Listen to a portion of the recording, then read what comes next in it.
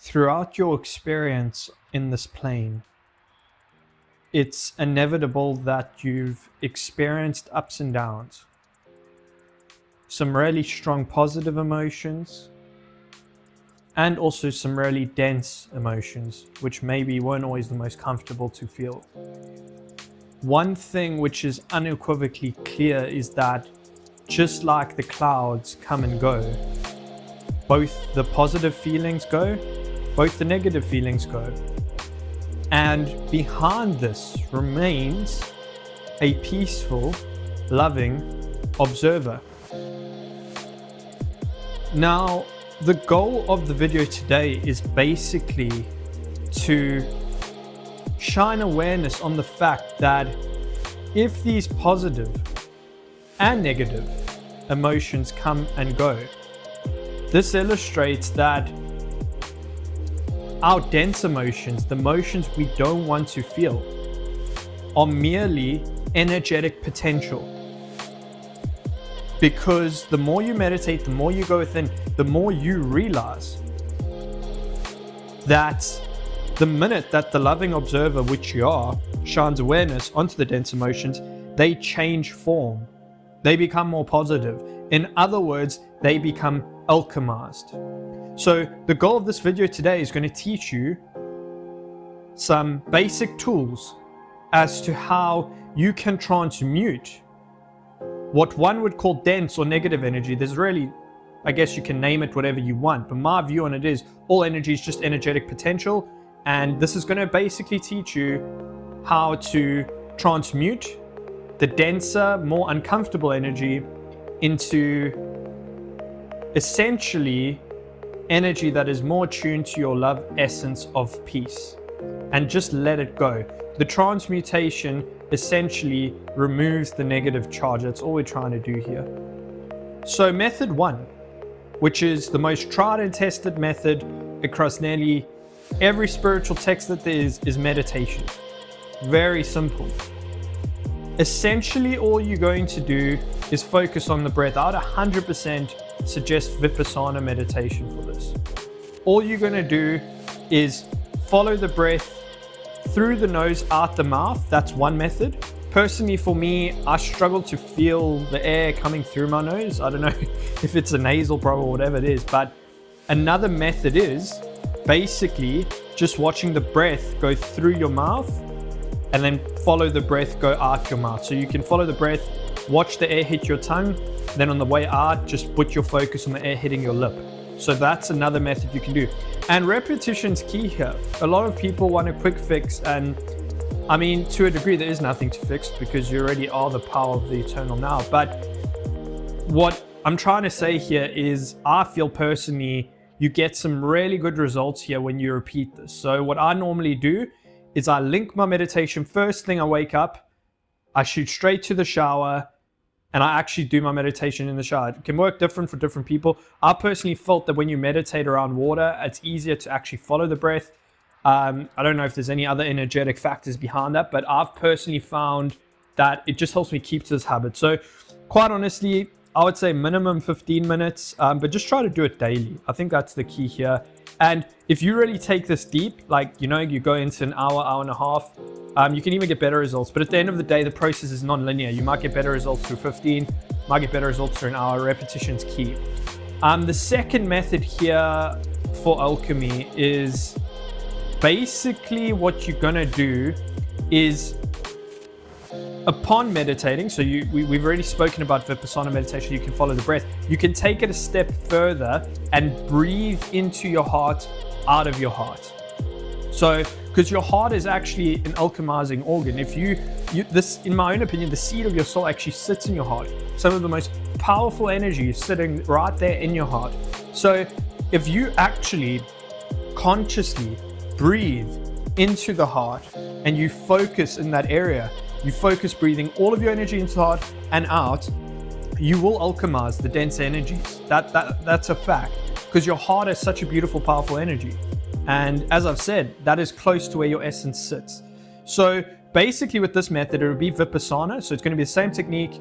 You're going to follow the breath in through the mouth, but just take it a step further and allow it to follow right into your heart, then out of your heart. So it's going to be Vipissana with basically extended in-breath, extended out-breath with more focus on the heart. And what you can actually also do is turn this into a heart-centering meditation and basically just leave your hand on your heart.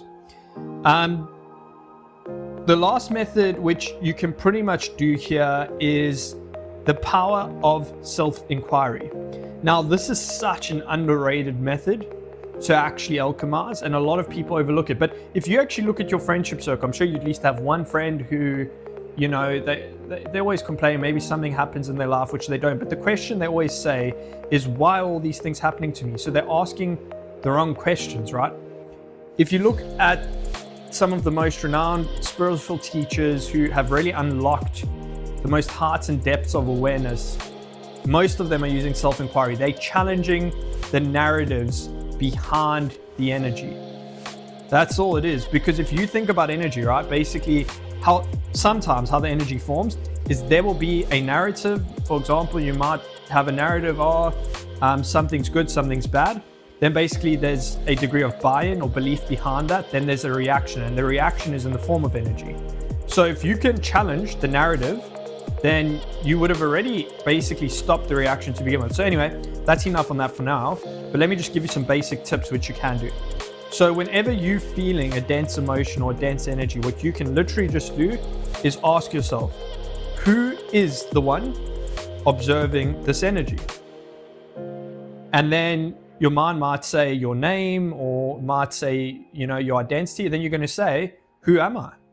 And I promise you, the minute you say, who am I, you're going to notice a pause. You repeat this process enough, eventually you're going to notice a pause.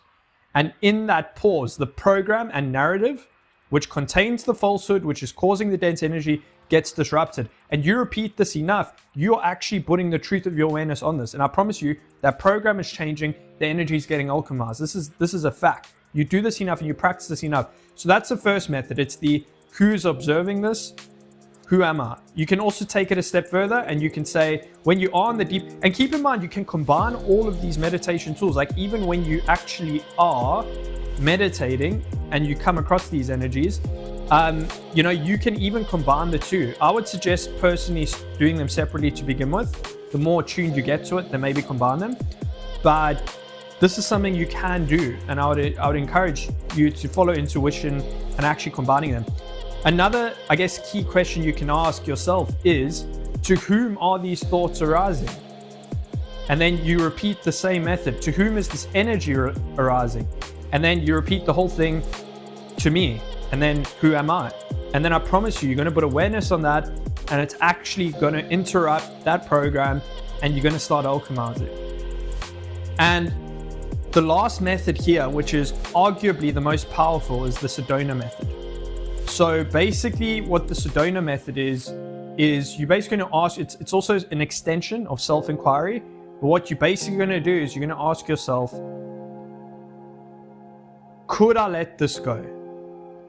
Would I let this go? When would I let this go? And that's the heart of it. And I just want to give you I wouldn't say a disclaimer, but just a tip in advance. Like this can, when you're doing this for certain layers of energy, it can sometimes release energy from the past, and you may have to, I guess, face that. So I guess it is this method. I just want to give you the heads up. It can, I guess, release some of the energy which has been trapped in the past, which may sometimes feel a bit uncomfortable, whether that's trauma or energy. So I just want to raise that. But in my own experience, if you do persist enough, and you peel away the energies enough, 100%, you're going to get some good healing there.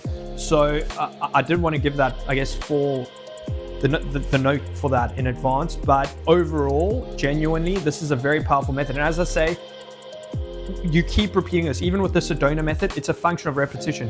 When I first started it, personally, I actually thought, you know, maybe I'm not doing it correctly, but it's just some of the layers which you encounter can be a bit dense and have multiple layers. So you just keep repeating it. And what I actually do is I add on a modified Sedona Method. So what I do is I say, you know, could I let this go? Would I let this go? Could I allow my love essence to alchemize this? And then I basically say after that, when could I do this? And then after I've let it go, I say again, I send love towards this. I allow my love essence to alchemize it. So there's basically, I've just added a few steps. It just resonates more with me, and you should do what resonates with you. And when you're doing the Sedona method, you know, the key thing is you might get different answers saying no, yeah, because when you're asking, could I let this go, would I let this go, you might get different levels of subconscious resistance. Maybe sometimes your mind might say yes, might say no.